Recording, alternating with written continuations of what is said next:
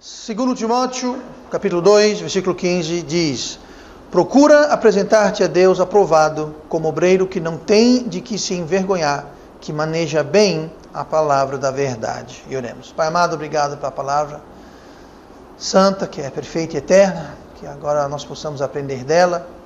Pedimos que Teu Espírito venha nos ensinar. Use-me a trazer a aula, a mensagem desta manhã, e que o Senhor possa ser glorificado e o Teu povo edificado. Obrigado por tudo, nós pedimos que abençoe-nos em nome de Jesus. Amém.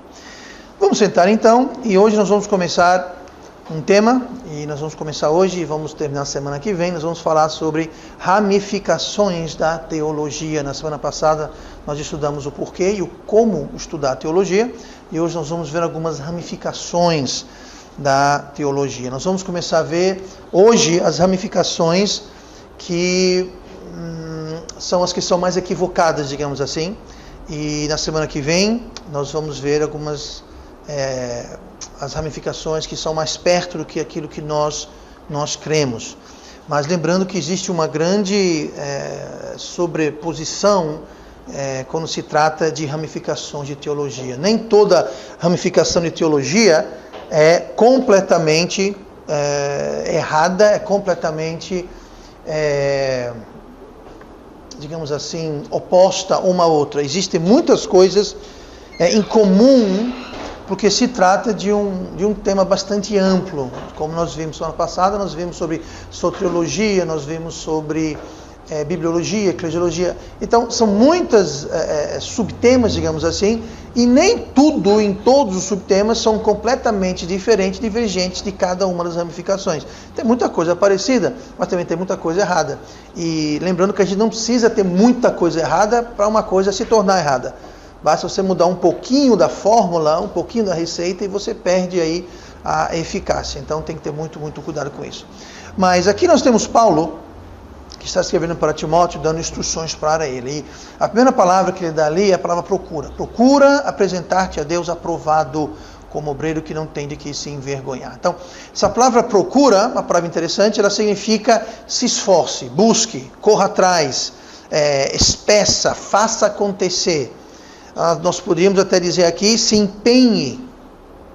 No caso, assim, a gente colocando essa palavra mais no contexto de 2 Timóteo 2,15, podíamos falar se aplique em apresentar-se a Deus, estude, seja diligente de se apresentar a Deus aprovado, e essa é a finalidade, é a gente se apresentar a Deus aprovados, prontos e dispostos para Deus, para ser usado por Deus. Então, nós temos que nos prontificar, nos disponibilizar.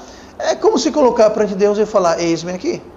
Se disponibilizar, como Isaías fez: eis-me aqui, Senhor, envia a mim. Então, é importante a gente se disponibilizar, a gente se prontificar. Agora é o seguinte: Deus, ele habilita quem Ele chama, mas Ele chama os preparados. Qual a diferença entre Deus habilitar e eu me preparar? Deus habilita naquilo que nós não podemos fazer. Agora, aquilo que nós podemos fazer, então nós temos que nos preparar. Não adianta você ficar: Deus, eis-me aqui, e você não levanta um dedo, você não procura apresentar-te a Deus, você não é diligente, você não estuda, você não corre atrás, você não se aplica, e está só dizendo: eis-me aqui, Senhor. Não. O eis-me aqui, Senhor, está ligado, acompanhado com o procura. Procura apresentar-te a Deus aprovado. Tá? Então, são dois lados da mesma moeda. A gente tem que se preparar, digamos assim, buscar, se aplicar, se preparar, né, para Deus, e Deus então nos chama e nos habilita com aquilo que nós não temos, com aquilo que nos falta, mas que nós não podemos por nós mesmos fazer. É como a teoria que eu sempre expliquei aqui sobre a transformação e a conformação. Deus lhe transforma quem se conforma. Deus não transforma quem não está disposto a se conformar. Se conformar o quê? Se conformar à imagem de Cristo. Quando nós nos conformamos à imagem de Cristo, que é a nossa forma, o nosso molde, Deus, vendo a nossa conformação sincera de coração, sem interesse, mas simplesmente por amor a Deus, o amor de Deus nos constrange. Constrangir é conformar. Então, quando Deus vê que o amor dele, o amor de Cristo, o amor de Deus está nos constrangendo, nos conformando à imagem de Cristo, então Deus vai vir e vai fazer a transformação que só Ele pode fazer. Então, isso está ligado aqui. Deus vai nos habilitar no que falta quando nós estamos procurando apresentar-nos a Deus. Então, a gente estuda, a gente se aplica, a gente é diligente, e Deus então nos habilita, nos chama e completa esse processo. Então, dentro do possível, dentro da nossa realidade, do nosso contexto pessoal, nós devemos sempre fazer tudo possível para nos preparar para o ministério. Tá?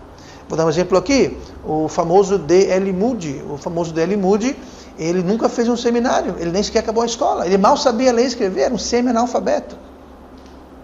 Uau! Pois bem, ele não teve oportunidade. O pai dele, ele ficou órfão muito cedo. O pai dele tinha vários filhos. Ele precisou ajudar a mãe a criar os filhos. Ele precisou começar a trabalhar bem cedo. Não teve oportunidade de estudar, não teve oportunidade de sequer fazer seminário, sequer fazer escola. Foi trabalhar, foi para Chicago, trabalhar com o tio, que tinha uma loja de sapatos, trabalhou lá, e foi lá que o tio que insistia que ele fosse para a igreja, e foi professor de escola dominical de D.L. Moody, visitando-o no seu trabalho, que levou ele a Cristo, e o discipulou, e o resto é história. Mas ele nunca teve oportunidade de fazer seminário, nunca teve oportunidade de estudar teologia. Porém, Deus o preparou e usou grandemente, um dos maiores ganhadores de almas da história moderna.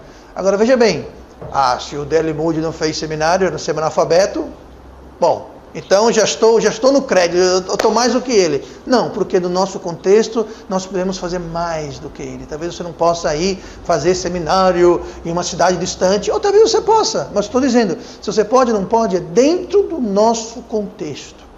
Deus, ele é justo. Eu conheço o pastor, alguns de vocês conhecem o pastor Jarvis, grande pastor, grande homem de Deus, amigo pessoal meu, grande conselheiro meu, grande pastor, se aposentou hoje. O irmão Manuel conheceu ele quando estivemos nos Estados Unidos no ano passado. Ele nunca fez seminário, nunca teve oportunidade, foi salvo já adulto e foi chamado para o ministério já adulto, mas ele não deixa por desejar. Mais uma vez, não é desculpa para a gente então não fazer seminário, não é desculpa se tiver oportunidade, não é desculpa para a gente então não estudar, ou procurar, ou se aplicar, ou ser diligente. Tá? Deus sabe a nossa situação. Então, dentro do nosso contexto, nossa realidade, nós temos então que nos preparar para nos apresentarmos a Deus, aprovados por Deus, como obreiro que não tem de que se envergonhar. Porque se a gente não estiver se preparando, a gente vai passar vergonha. Tá? E a gente não quer, porque quando a gente, como obreiros de Deus, passamos vergonha, nós jogamos vergonha no nome de Cristo. Tá? Então, nós estamos representando o Rei e temos que então fazer isso preparados. Então, nessa preparação, nesse procura apresentar-te a Deus, nós temos que usar sabedoria, nós temos que usar discernimento, porque existe muito ensino falso, existe muita falsa doutrina, muito ensino equivocado, confuso, voando por aí. Existem muitas fontes de ensino, especialmente hoje, com a proliferação da informação através da internet e outras coisas. Existe um vasto oceano, gente. É um oceano de ensinamentos por aí afora. E nós temos que usar discernimento. Ele não pode simplesmente sair colhendo e sair engolindo e aprendendo tudo que tem por aí, porque cada pedacinho de ensino que você e eu aprendemos é uma semente. E se for ensino correto e verdadeiro, vai dar frutos corretos e verdadeiros. Se for ensino errado, adivinha o quê? Vai dar frutos errados, vai dar equívoco, vai dar confusão. Então nós temos que ter cuidado com isso. E se a gente não entender direito como discernir, nós podemos sim nos confundir e podemos nos encrencar. Então, esses ensinos que voam por aí de tantos modos, eles confundem mais do que esclarecem. Eles destroem mais do que edificam e atrapalham mais do que ajudam. Porque acontece que você aprende... por exemplo, vou dar um exemplo aqui. Você quer plantar milho.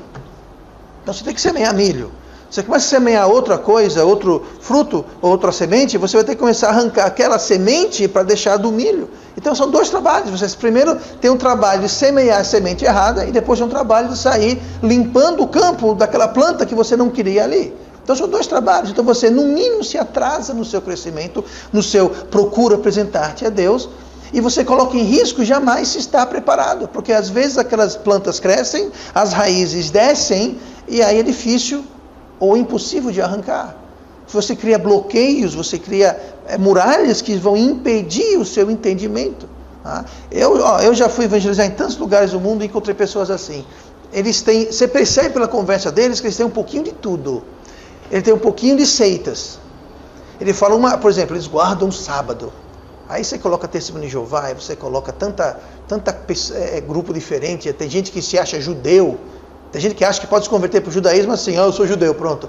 Aí coloca isso. Aí tem gente que fala, não, porque eu sou levita. Não, porque você não pode fazer isso. Aí você começa a ver ali coisa de seita, coisa de mormon, coisa de várias religiões. Eu falei com um rapaz recentemente, ele é um teólogo que se diz evangélico, seja lá o que isso quer dizer, e católico ao mesmo tempo. Então ele é evangélico, ele é católico, ele é tudo. Aí, sabe o que é isso? É alguém que simplesmente abriu a cabeça e saiu engolindo tudo que tem por aí. Tudo que pensava bonitinho, foi engolindo.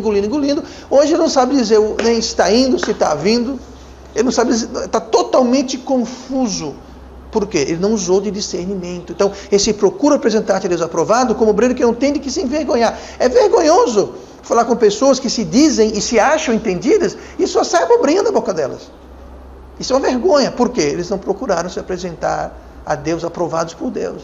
Tá? Então vamos fazer a coisa. Então, o que serve aqui no estudo dessas ramificações que nós vamos começar a ver hoje, voltando para o nosso tema, é que estudando e analisando, identificando as ramificações teológicas, nós podemos então mais facilmente discernir de onde que certas ideias e ensinos estão vindo. E se você identificar certas ideias e ensinos como vindo de uma das ramificações erradas da teologia, você já sabe para dar um passo para trás e ficar esperto, tá bom?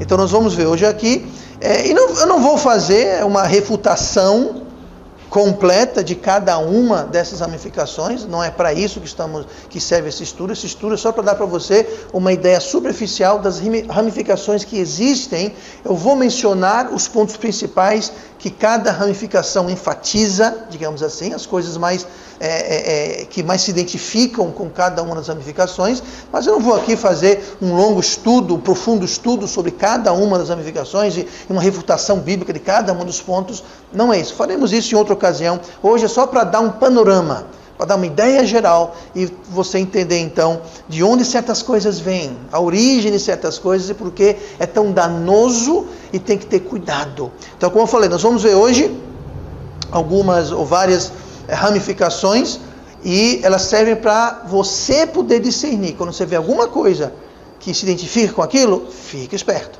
de preferência corra, porque dali tem equívoco. Então, nós vamos começar hoje, vamos para Salmo 14. Salmo 14, versículo 1, vamos começar com a primeira ramificação da teologia, que na realidade, tecnicamente é uma ramificação, porém na prática não é. Tá? Estamos falando, é claro, sobre o ateísmo. Ateísmo. É irônico, porque o ateísmo é justamente alguém que há ausência de teísmo. No caso, o teísmo vem de theos, que é Deus. Então, ateísmo é alguém que não crê em Deus. Então, alguém que não crê em Deus, da teologia é irônico, mas é uma ramificação. A teologia é alguém que diz que Deus não existe. Tá? Então, meio irônico. Salmo 14, versículo 1 fala assim: disse o nécio, ou seja, o tolo, disse o nécio no seu coração, não há Deus. Tem se corrompido, fazem-se abomináveis suas obras, não há ninguém que faça o bem. Então, veja bem, não há Deus. Esse é o ateu. O ateu fala, não tem Deus. Não há Deus. E só como um por acaso aqui, o resultado de quem acha que não há Deus, o resultado daquele que crê e vive como não há Deus, é corrupção, ele se corrompe, tá? Ele se faz abominável nas suas obras e nenhum deles faz o bem. Por quê? Porque Deus é a nossa bússola moral. Mesmo que você não creia no Deus verdadeiro, mesmo que você não creia corretamente, tenha a teologia correta, se você crê que existe um Deus, que é um ser superior, um ser moral, um ser justo, um ser santo, aquilo serve como uma bússola moral. Bússola moral. Carnalmente, humanamente falando, deixando fora a religião, quando existe um Deus, isso serve como uma bússola moral. Então, alguém que não tem uma bússola moral, então pronto. Então, se Deus não é aquele ser que determina o certo e errado, então o ateu crê em quem como Deus? Nele mesmo. Não tem um Deus. Ele é o Deus dele. Ele define o que é certo e errado. E como a carne é corrupta e o coração é mau e enganoso, quem o conhecerá? Então o que acontece é isso. Eles se corrompem, se fazem abomináveis e não há ninguém que faça o bem. Justamente porque eles tiram Deus da equação. Então, tem 2 tipos, ou 3 tipos de ateísmo que podemos observar no mundo hoje. Então, temos a ramificação do ateísmo, né? E essa sub-ramificação nós temos o ateísmo pragmático. Esse ateísmo pragmático é aquela pessoa que crê e vive como se não houvesse Deus. E ele é pragmático porque eles tiram essa crença pela má testemunha ou a inconsistente testemunha dos que dizem crer em Deus. É com a gente. O ateu pragmático é aquele que observa pessoas que dizem crer em Deus, vê a hipocrisia e a falsidade, a consistência e dizem, bom, se isso é crer em Deus, então eu não quero nada a ver com esse Deus, então Deus não existe. Se esses são os que seguem esse ser superior, vivem assim, desse jeito, eu estou melhor sem ele. Então esse é o ateu pragmático. Tá? Ele é levado a negar Deus pela má ou inconsistente testemunha dos que se dizem crente. Aí tem o ateísmo virtual, nada a ver com a internet, gente, mas o ateísmo virtual são filosofias ou pensamentos, modos de pensar que excluem Deus. Filosofias de vários filósofos, mas também incluindo mais praticamente o materialismo, o comunismo, o naturalismo, essa questão de ecologia, de adoração à criação e não ao Criador. Tá? Tudo isso são filosofias que retiram de Deus. Não é questão que dê um mau exemplo ou um bom exemplo, simplesmente na equação deles não tem Deus. O comunista, por exemplo, o comunismo ensina que não há Deus, eles simplesmente retiram Deus da equação. Igualmente, os ecologistas, natureza foi resultado da evolução, suposta evolução, que nunca aconteceu, mas eles simplesmente tiram Deus. Por quê? Tirou Deus criador da história toda. Então, nós temos um exemplo lá em Apocalipse 3,17, quando Jesus falou assim, como dizes, rico sou, estou enriquecido, e nada te tenho falta, e não sabes que és desgraçado, e miserável, e pobre, cego e nu. É exatamente isso, as pessoas que adoptam esse ateísmo virtual, esse ateísmo filosófico, onde eles escolhem retirar Deus da equação, eles se acham ricos, eles se acham não ricos necessariamente e tão somente financeiramente, mas eles se acham ricos, eles são cheios, eles estão abastados, eles têm de tudo, não lhes falta nada. Só que Deus fala aqui para ele, você não sabe que é um desgraçado, miserável, pobre, cego e nu. Você não sabe de nada, você não enxerga nada, você não tem nada. Por quê? Porque quem não tem Deus, não tem nada. Mas eles não enxergam isso. Então, temos aí o ateísmo pragmático, o ateísmo virtual e o ateísmo dogmático.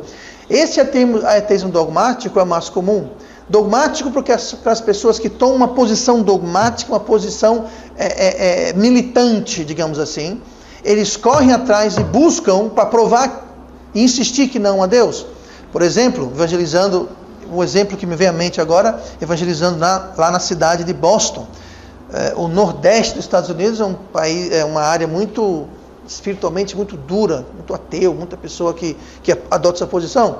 E lá estamos então evangelizando, e lá em Boston você vê muito ateu dogmático.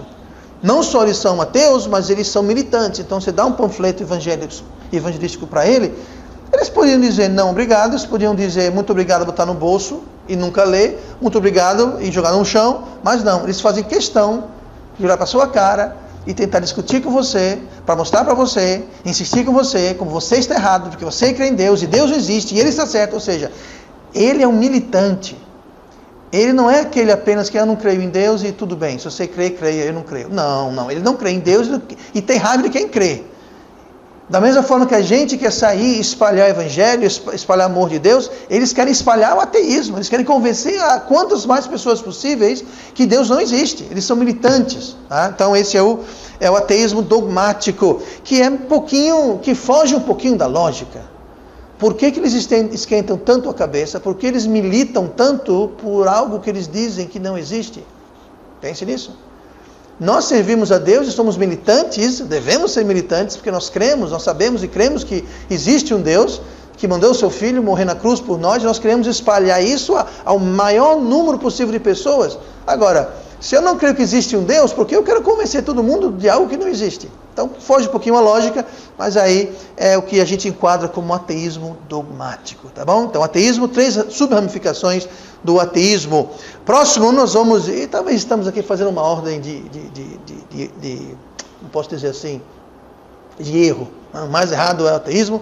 Em segundo, vamos ver a teologia católico-romana. Ah, pastor, mas por que ver isso? Para a gente entender, como eu falei, ter um panorama geral. Mateus 15, versículo 9, diz assim, Jesus falando: mas em vão me adoram, ensinando doutrinas que são preceitos dos homens. A Igreja Católica Romana, basicamente é isso, é uma igreja construída sobre o preceito de homens, e não sobre a palavra de Deus. Tá? O que a Igreja Católica Romana enfatiza? Número 1, ele enfatiza as tradições da igreja, enfatizam as bulas papais. O que é uma bula papal? É um edito, é um documento que o Papa escreve, redige e publica, lança, e aquilo tem o mesmo peso da palavra de Deus. Aquilo é como se fosse uma adição, um complemento, um acréscimo à Bíblia. Tá? Então, eles dizem que não, a Bíblia foi o que foi escrito pelo povo de Deus, e agora nós estamos continuando escrevendo a palavra de Deus. Ou seja, a palavra de Deus como um todo não está encerrada. As bulas, os editos, os escritos dos papas e dos pais da igreja têm o mesmo peso e é como fonte de autoridade que a palavra de Deus, como fonte de verdade. Isso eles infringem Mateus 7,13, invalidando assim a palavra de Deus pela vossa tradição que vos ordenastes, e muitas coisas fazeis semelhantes a essas. Veja só, eles estão invalidando a palavra de Deus com as coisas, com a tradição dos homens, que os homens ordenaram. E a teologia católica romana é totalmente isso. Eles invalidam a palavra de Deus com a tradição e os escritos e as coisas que eles inventam. Tá? Então, é uma característica. Colossenses 2,9, tende cuidado para que ninguém vos faça presa sua, por meio de filosofias e vãs sutilezas, segundo a tradição dos homens, segundo os rudimentos do mundo, e não segundo a Cristo. E a gente vê hoje que muita gente se fez presa, foram capturados, enlaçados. Tem muita gente que, eu sou católico, vou morrer católico. Vai católico, vai morrer católico, mas aí não reclame depois. Tá? Então, isso se enquadra no que eles enfatizam, na tradição da igreja, nas bulas papais. Eles ensinam, por exemplo, que o Papa, ele fala ex cathedra. Pastor, o que quer dizer isso? Ex cathedra é simplesmente o seguinte: quando ele fala segundo o cargo dele, que é o Papa, ele está falando como a voz de Deus. O Papa é o representante, é o vicário, ele representa Cristo na terra. A Bíblia fala que todo crente representa Cristo na terra. Os católicos falam que o Papa, único Papa, só teve um Papa. Bom, geralmente só tem um Papa. Houve períodos na história em que houveram 2 Papas. E os 2 estavam em guerra um com o outro para ver quem ganhava. Mas é outra história e não tem nada a ver com a lição de hoje. Mas eles dizem que um Papa é o representante de Cristo na terra, e o que ele fala como Papa é Deus. Ele falou, é verdade. O que ele decreta, está decretado. Tá? Eles ensinam isso, eles creem nisso. Eles creem que a Igreja Católica Romana, e não a Bíblia, é a palavra final, a autoridade final da verdade. Então você tenta argumentar com um católico na Bíblia. Se for um católico indoctrinado, aqueles católicos bem católicos, eles vão simplesmente dizer: ah, sim, falou isso, mas o padre falou assado, mas o Papa falou assado, mas o não sei quem falou. Não adianta, é como falar com a parede, porque eles não têm a Bíblia como autoridade final. Eles dizem que é na Bíblia, mas o que eles dizem tem mais autoridade que a palavra de Deus. Então isso confunde um pouquinho a coisa. E a doutrina católica romana, ela muda. Ela muda conforme os tempos, as circunstâncias e a liderança. Onde a Igreja Católica Romana pode ser cruel e sanguinolenta, ela o é. Onde ela não pode, ela não é. Ou seja, tem lugar que ela é lobo, tem lugar que ela é ovelha. Aqui no Brasil ela é ovelha. Mas tem lugares no mundo, na África, no México, por exemplo, eles são lobos. Lobos, velozes. Um amigo nosso, missionário lá, teve sua casa derrubada por um trator a mando do padre. Eles não sabiam que não tinha ninguém dentro de casa. Tinha um pessoal no fundo da casa que deu tempo de sair correndo, mas eles não sabiam se não tinha gente. Contrataram um trator e mandaram derrubar essa casa aqui. E a casa foi derrubada. Se tivesse alguém dentro, sanguinolentos. Lá, padres vão e confiscam, sequestram filhos de famílias de crentes e colocam em orfanatos, roubam, com apoio do governo e autoridade local. Isso acontece hoje no México. No México acontece. Eu digo México porque conheço mais de perto pessoas de lá. Então entenda, onde eles podem ser lobos, são lobos. Onde eles não podem, porque não é aceito, ou eles não têm abertura, eles se fazem de ovelhas. Tá? Eles mudam, por exemplo, não sei se foi esse papa ou o último papa, não sei, aí teve um papa desses que falou que é pecado passar cheque sem fundo, alguma coisa assim. Ué, e antes disso não era pecado não passar cheque sem fundo? Esse papa agora está dizendo certas coisas, não me recordo agora exatamente, ok, mas certas coisas que os outros papas diziam que não podiam.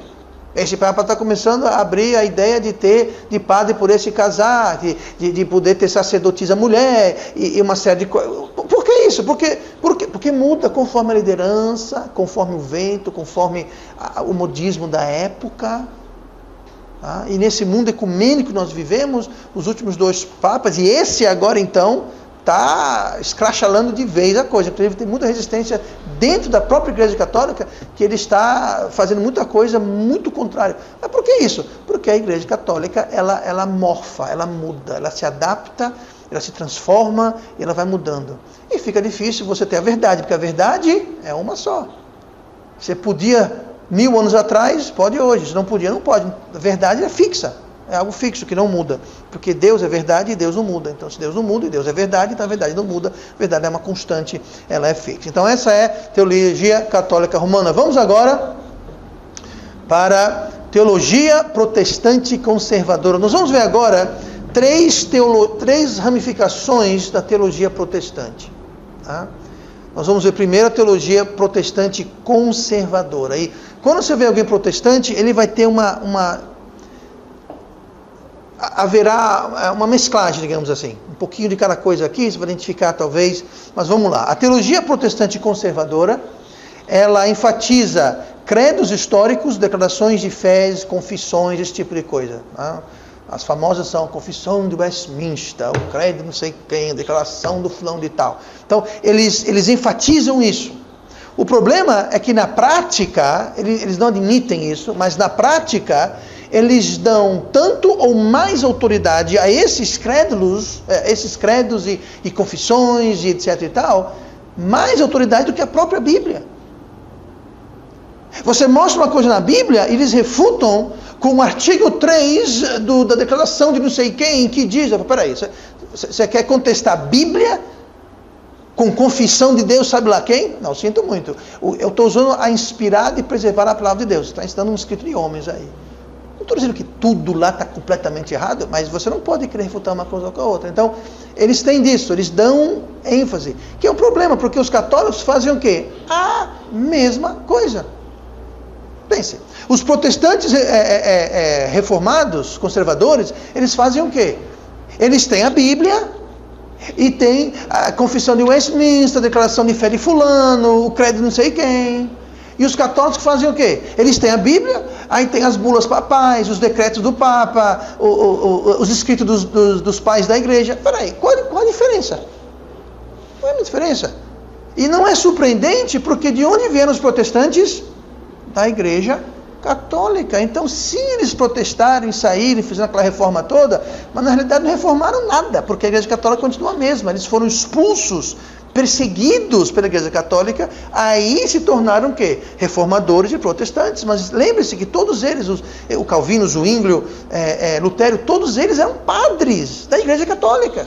Então, quando eles saíram, eles levaram muitas coisas com ele, como batismo infantil, hierarquia e tal e coisa. Vamos falar um pouquinho mais sobre isso. Mas também levaram o quê? Essas autoridades bíblicas extra-Bíblia. Os católicos têm as bulas e os decretos papais, e os protestantes têm as confissões e os credos. Ambos não são inspirados. Tá?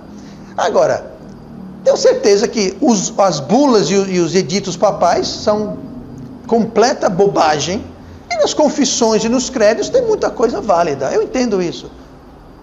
Mas o problema não é aquilo que eles concordam com a Bíblia. O problema é aqueles pontos em que eles divergem da Bíblia. Não há argumento naquilo que eles concordam, onde há uma harmonia, uma sintonia. O problema é quando há uma discrepância, uma diferença. Eles correm para as confissões e os credos, para provarem o que eles estão defendendo, quando a Bíblia é claramente oposta. Então, nós temos que ter cuidado com isso. Então, dentro da teologia protestante conservadora, tem muita doutrina de homens, assim como a Igreja Católica. Tem muita doutrina de homens que, na realidade, não são bíblicas. Por exemplo, o batismo de infantes. A Igreja Católica pratica e a Igreja Protestante pratica. Por que nós não praticamos? Porque não está na Bíblia. Mas se você... Bom, aí você vai entender um pouquinho mais sobre isso quando a gente vê essas ramificações da teologia e de onde vêm essas ideias, tá? Mas isso tudo são resquícitos da Igreja Católica. Eles têm a hierarquia eclesiástica que eles mantiveram. Qual a hierarquia eclesiástica bíblica? Jesus é o cabeça da igreja, o pastor é o subpastor na realidade. E aí nós temos os cargos de quê? De diácono, que é um servo, mas que não tem autoridade nenhuma. Ele é apenas um servo que auxilia o pastor nas funções da igreja. Pronto. Isso é a hierarquia que temos na Bíblia. Eles não. Eles têm toda uma hierarquia lá. A Igreja Católica tem papa, tem cardinal, tem bispo, tem frade, tem monge, tem sei lá o quê. E eles têm também, dentro da hierarquia da Igreja Protestante, eles têm uma certa hierarquia. Também é algo que ficou de herança da Igreja Católica. Eles praticam batismo por aspersão, ou seja, não é por imersão. Mas a Bíblia ensina, mas aí eles vão buscar lá não sei onde, não sei o que, resíduo da Igreja Católica. Eles batizam derramando ou salpicando água e não imergindo o indivíduo. Eles, por exemplo, defendem ligação entre a igreja e o Estado. Eles defendem ligação. Por exemplo, na Alemanha, a igreja estatal é a igreja luterana. É um fato, está lá até hoje. E a igreja luterana recebe dinheiro do governo federal. É um estipêndio que eles recebem mensalmente, um X para manter a organização funcionando, tal e coisa. Que é o único motivo que existe, porque são tão poucas as pessoas que praticam e contribuem e são militantes na igreja luterana na Alemanha, que se não fosse essa ajuda governamental, tinha fechado faz tempo. Mas é uma igreja ligada com o Estado. Tá? Eles defendem isso. Então, não é algo que a gente encontra na Bíblia. Muito bem, essa teologia protestante, isso é conservadora. Isso é conservadora. Aí nós temos a teologia protestante reformada. A teologia importante reformada, e existe muito, como eu falei, muita sobreposição nisso daqui, mas a teologia protestante reformada enfatiza, o que mais enfatiza, é a soberania de Deus na salvação do homem e minimiza o livre-arbítrio do homem.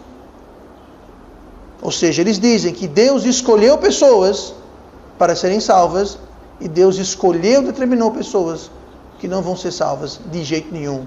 Não adianta querer, não adianta crer, não adianta buscar. Deus escolheu uns para o inferno e uns para o céu. Isso é chamado como calvinismo, porque segue de modo geral os ensinos de João Calvino, que é um ex-padre católico, que viu vários erros válidos, e ele então tentou reformar a Igreja Católica, não conseguiu, iam matá-lo, ele fugiu, protestou, foi-se embora. Então ele fundou essa ramificação, o famoso calvinismo. Tá? E um dos pontos principais do calvinismo é a questão da predestinação. O problema de colocar a soberania de Deus tão enfatizada é o seguinte: existem muitos deles que dizem que Deus não só determinou quem vai ser salvo e quem vai ser perdido, mas Deus determinou o seu pecado. Quando você peca, foi determinado por Deus. Claro, porque se Ele escolheu você para salvação, então a responsabilidade é dele se você peca, não pode ser sua, porque então você seria responsável de ser ou não salvo. Então, é uma coisa que foge um pouquinho e não tem sentido. Eles não conseguem refutar biblicamente. Adivinha por onde eles correm? Para as confissões e credos, etc. e tal. Tá? Então nós temos que ter cuidado com isso daí. Eles seguem calvinismo, né, como dizem, e enfatizam, eles gostam de enfatizar vários pontos, isso que é importante.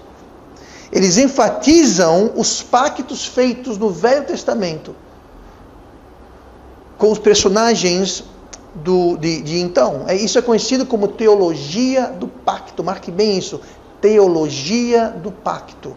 Eles acreditam que os vários pactos que Deus fez, com quem? Com Adão, com Abraão, com Moisés, etc. e tal, que esses pactos, eles estão de certa forma, válidos e se aplicando para a igreja hoje.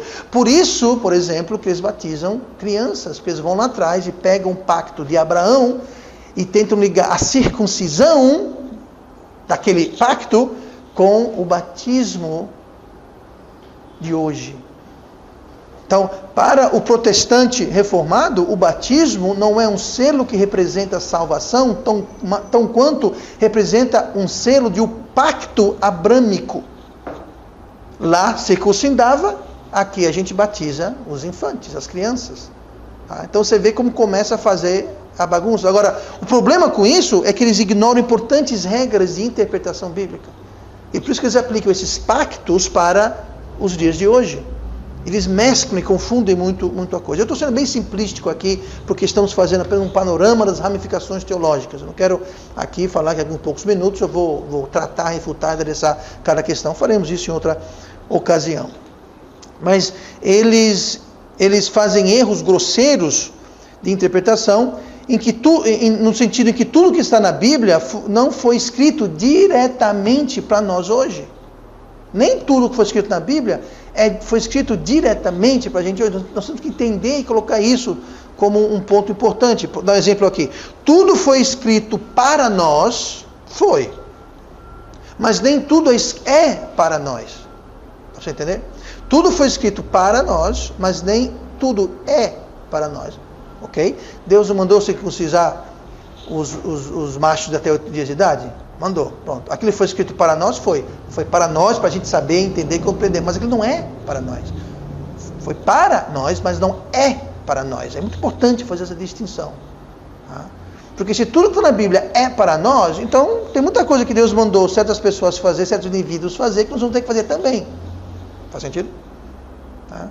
Por exemplo, Deus mandou Sansão fazer o voto de Nazireno, não cortar o cabelo, não tocar em vinho, não tocar em defunto, essa coisa toda. Então é para nós aquilo?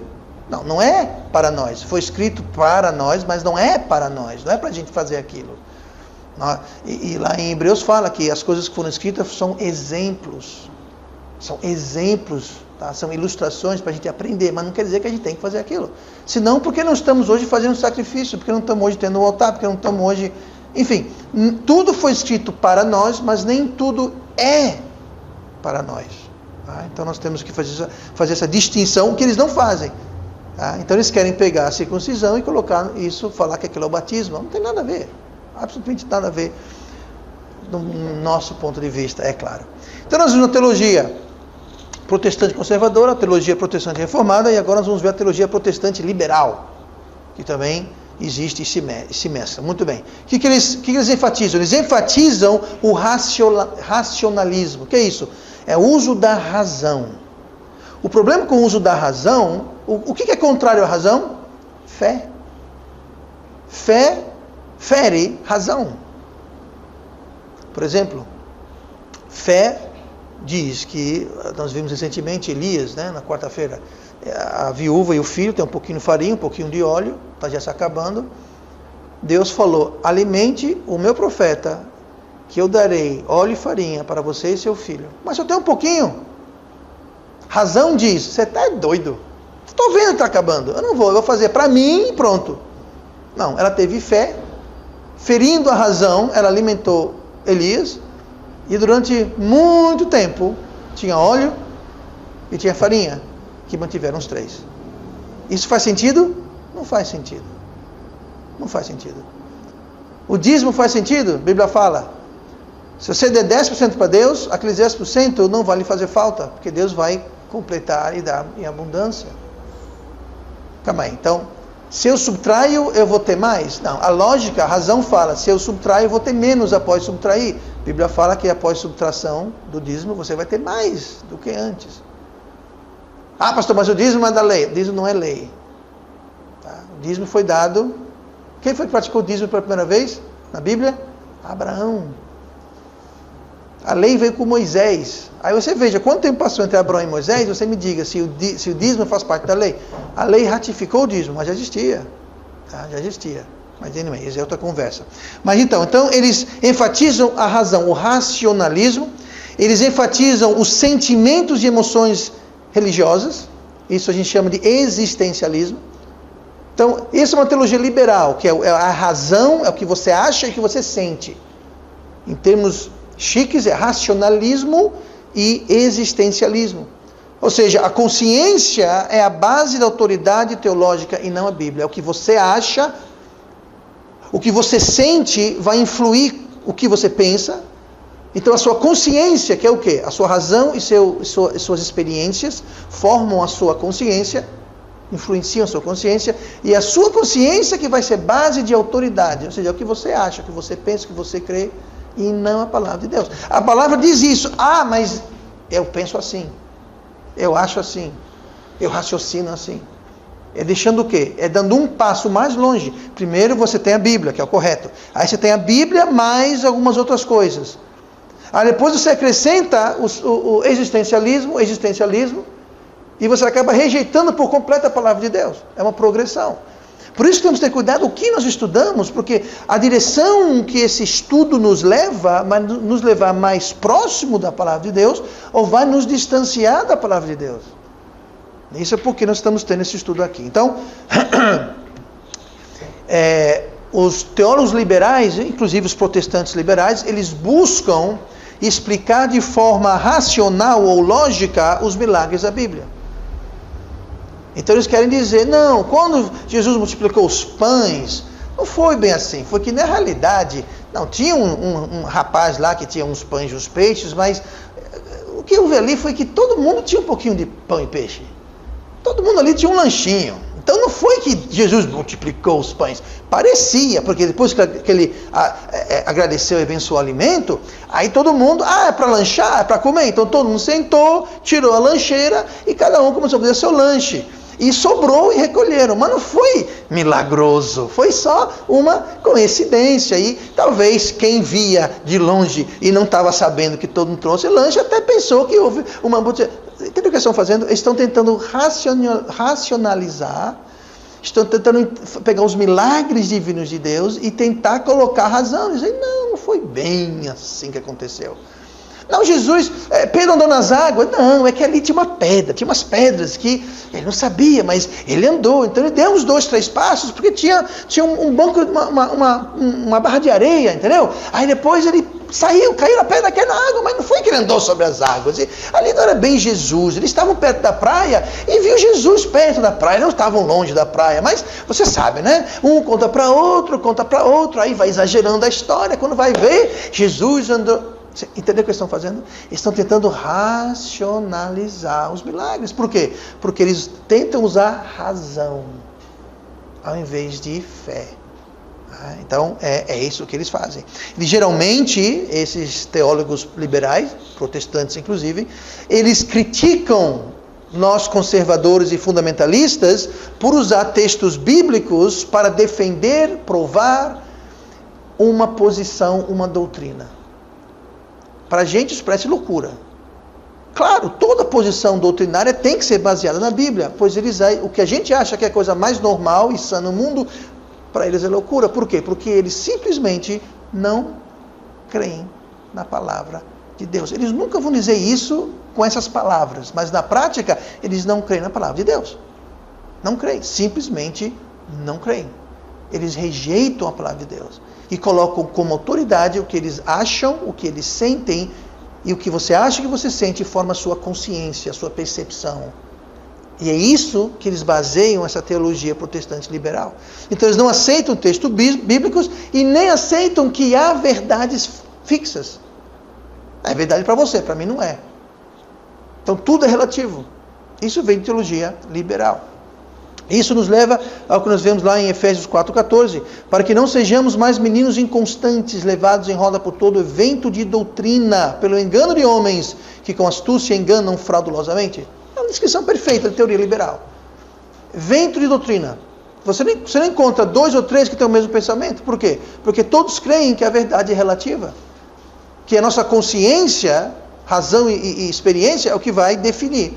Então você tem um número infinito de verdades e que ninguém pode provar, ninguém está certo, ninguém está errado. Então fica uma verdadeira salada. E é justamente dessa turminha, tá? Nós vimos aqui teologia protestante conservadora, teologia protestante reformada, teologia protestante liberal, todas elas têm um quê em comum? Protestante.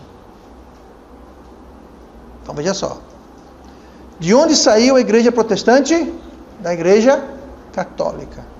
De onde saiu a igreja evangélica? O evangelicalismo saiu de onde? Da igreja protestante. Igrejas como quais? Metodistas, anglicanos, Assembleia de Deus e outras igrejas. São igrejas que saíram do protestantismo. É a próxima fase, é a próxima etapa.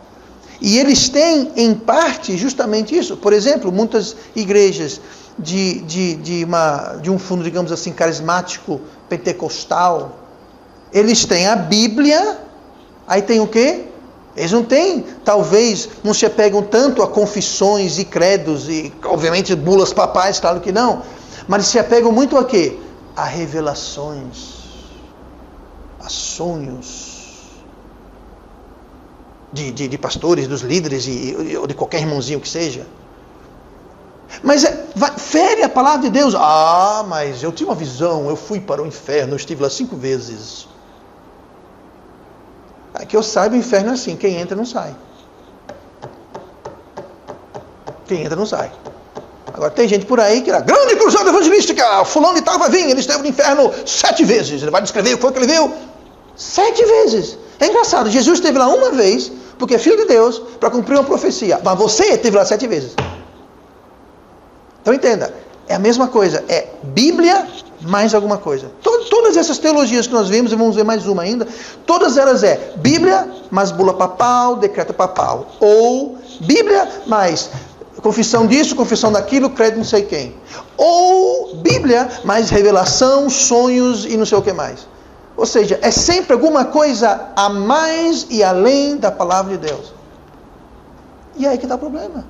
A palavra de Deus, ela é... O que a Bíblia fala? A palavra de Deus, ela é perfeita, ela é completa. Não está faltando nada, não tem nada mais. Ela é na medida. Se você adicionar, não é mais perfeito. Se você retirar, não é mais perfeito. Por isso que nunca devemos ir aquém ou ficar aquém ou ir além do que a Bíblia fala. Por quê? Porque a gente está perdendo perfeição. E todas essas teologias, todas elas têm isso em comum. Algo a mais do que a palavra de Deus. Algo a mais do que a palavra de Deus. Então, também a teologia protestante liberal é conhecida como modernismo. Modernismo. Tá? E outra coisa, só que estamos aqui no assunto, quando você fala protestante, isso inclui o quê? Anglicano, metodista, Assembleia de Deus, Maranata, Quadrangular. São protestantes? São. Entenda isso, são protestantes. Agora tem protestante conservador, reformado e liberal. Mas todas elas são.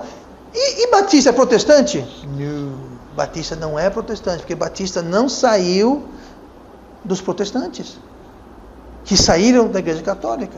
A Igreja Batista sempre existiu paralelo historicamente a esse movimento católico romano, protestante e evangélico. Não sempre teve o nome Batista. Tiveram outros nomes, e não foi só Ana Batista, houveram muitos mais outros nomes. Mas o importante não é o nome, o importante é a doutrina, era a teologia, era o conteúdo. Tá? Então tinha outros nomes, outros rótulos, mas a doutrina era praticamente mais ou menos a mesma. Tá? Mas ele fugiu um pouquinho. Por último, vamos ver aqui a teologia neo-ortodoxa. Essa é uma teologia mais recente. Essa teologia protestante, conservadora, reformada e liberal, ela existe já há vários séculos, e a liberal é a que é mais recente do século, de uns 100 anos para cá, digamos assim. Essa teologia neo-ortodoxa, no entanto, ela começou mais ou menos um pouquinho antes da Segunda Guerra Mundial, lá em 1935 em diante. Então ela é a mais recente, essa teologia neo-ortodoxa. O que eles enfatizam? Eles enfatizam uma experiência pessoal, que é altamente subjetivo, uma experiência pessoal com Cristo, ao invés de um padrão objetivo da verdade conforme a Bíblia. Ou seja, mais uma vez, eles rejeitam a Bíblia e eles colocam em ênfase o que você, a sua experiência com Cristo. Ou seja, algo totalmente subjetivo. Se você acha assim, então fazer o quê? Você acha que você é. Então, ele é uma evolução, digamos assim, justamente da teologia protestante liberal. Só que ela vai um pouquinho mais além, ela corrompe um pouquinho mais a coisa. Mas eles são subjetivos em que baseiam a teologia em experiência. O que você sente, o que você passou, o que você acha, e não a palavra de Deus. Por isso você tenta falar com certas pessoas sobre a Bíblia, e você abre a Bíblia e começa a mostrar versículos, é como se está falando com essa parede aqui, ó. Não entra nada. Não, mas é que eu fiz, eu senti, Sim, mas a Bíblia está dizendo... Não, mas a Bíblia não é importante. Importante foi a minha experiência que eu tive. Muito comum isso. Não, mas eu tive isso. Não estou dizendo que não teve, mas a Bíblia está dizendo que é errado. Não, mas se eu tive, está certo. Porque é subjetivo ao que eles... Não, isso aconteceu, é de Deus e pronto. Mas a Bíblia fala que não é. Ah, mas e Bíblia quer saber de nada? Eles rejeitam a Bíblia. Eles não dizem isso em altas e claras palavras. Nós rejeitamos a Bíblia. Claro, eles não são doidos para falar uma coisa dessas. Mas na prática, é o que eles praticam. Eles tentam, essa teologia neortodoxa, eles tentam aproximar a teoria liberal, conservadora, reformada ou não, com os mais conservadores. E eles têm sim influenciado muitas igrejas nos últimos 50, 80 anos, muitas igrejas, muitos movimentos que eram conservadores têm sido influenciados e corrompidos por essa teologia neo-ortodoxa. Em grande parte. Muitas igrejas que eram de doutrina batista se corromperam porque começaram a adotar os ensinos. Isso já no século passado. Isso não é coisa recente não. Vem acontecendo há muito tempo. Tá? Eles tentam fazer uma ponte que vai ligar. E eles usam termos e expressões bíblicas, mas que têm o sentido diferente. Tá? E um dos mais importantes desses é a palavra arrependimento. Você e eu falam arrependimento, o que eles querem dizer com arrependimento não tem nada a ver com o que você e eu e a Bíblia estão falando sobre arrependimento, por exemplo. Então eles usam termos, mas o sentido com que eles usam esse termo é diferente da gente. A igreja católica faz isso direto. Uma vez evangelizando, eu falei com um pessoal, falei, já nasceu de novo? Nasci de novo. Falei, que maravilha. Quando? Quando eu fui batizado. Eu falei, não, mas ele não nasce de novo. Não. Quando o padre me batizou, nenenzinho, eu nasci de novo. Aí eu falei, epa, eu pensei que ele estava falando sobre batismo adulto, batismo... Ele falou que nasceu de novo, né? Eu já pensei, pô, o cara, então... Pelo menos está achando que é. Vamos checar se ele é mesmo, ver o que ele está crendo mesmo. Não. Quando eu falei novo nascimento, eu quis dizer o quê? O novo nascimento, como a Bíblia fala. O que essa pessoa está falando foi que quando ele foi batizado, quando ele era pequenininho pelo padre na igreja católica, ali ele nasceu de novo. Então veja bem, quando você pergunta para alguém, você nasceu de novo? Nasci, que bom, tchau, passe bem. Você tem que tentar entender o que ele quer dizer com nascer de novo. Por quê? Porque existe esse movimento neo-ortodoxo que começa a confundir as coisas, usando termos que nós usaríamos, mas com sentido diferente. Então, nasceu de novo? Nasci. Tá, tchau, passe bem. Ou senão, você é salvo? Sou. Tá, tchau, passe bem.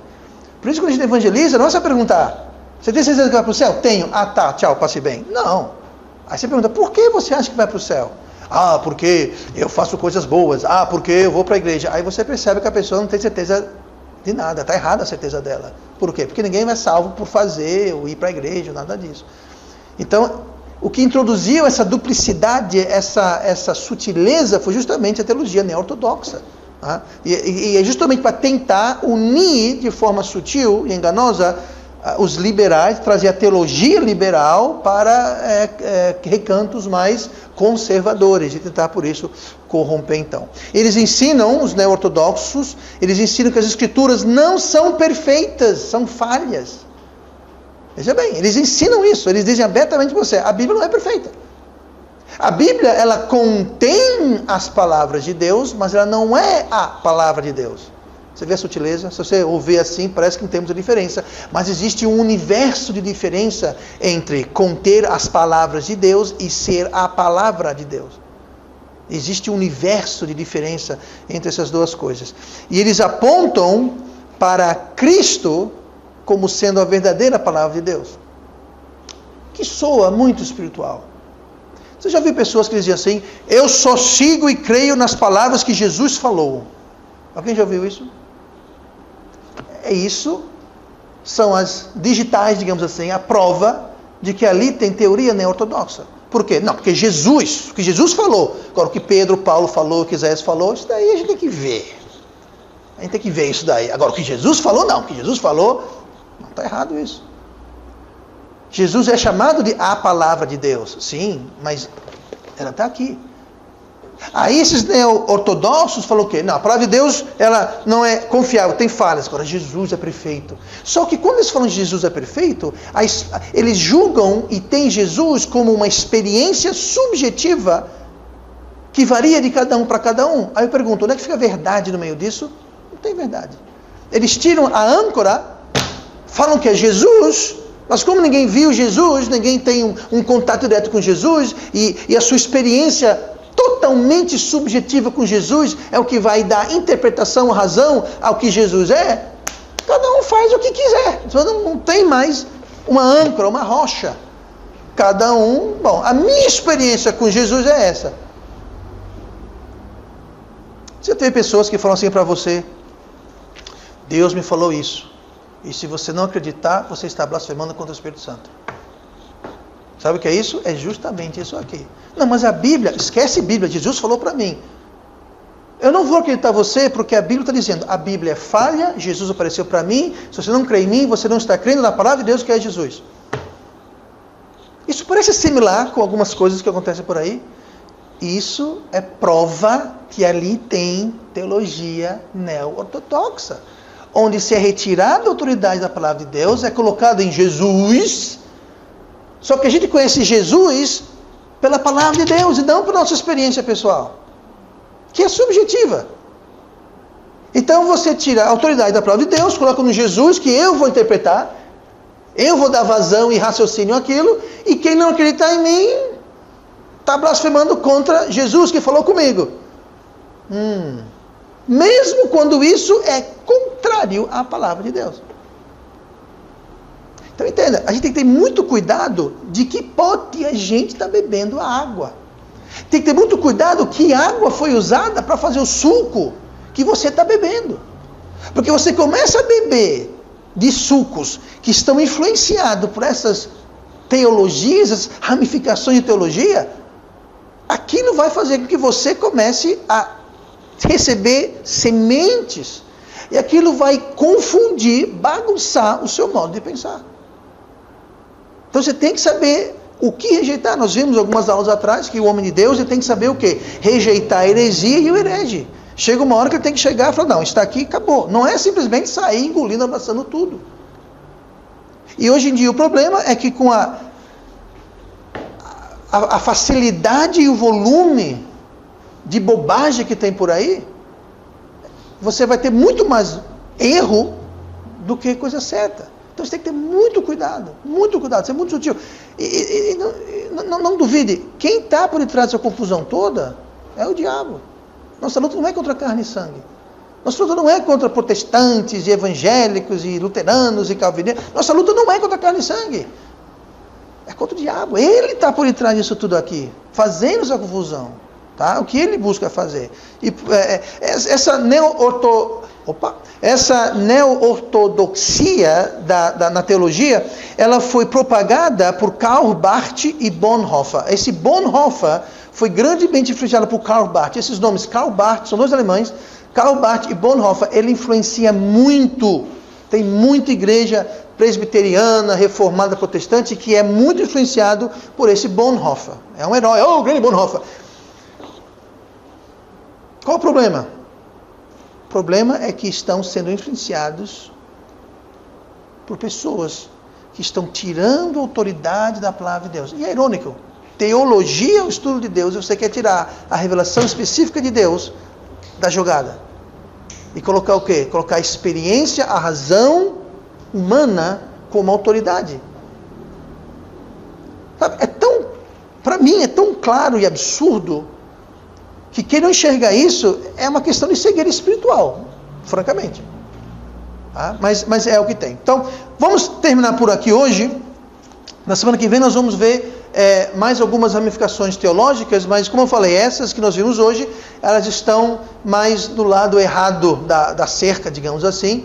Mas deixa eu só reiterar aqui, nem tudo de todas essas, eu diria que o neo-ortodoxo tem muito cuidado. Eu acho que tem mais coisa errada do que certa ali, porque está num processo mais forte. Mas você pega uma teologia protestante conservadora, tem muita coisa ali que não está errado, entenda? Não é que está tudo errado. Mas o problema não é o que não está errado, o problema é o que está errado. Tá? O problema não é o que eles acertam, o problema é naquilo que eles erram.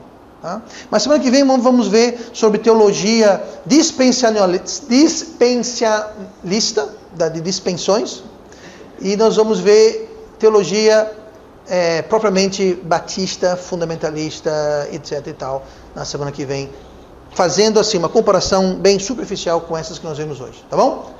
Vamos ser despedidos. Pai amado, Deus...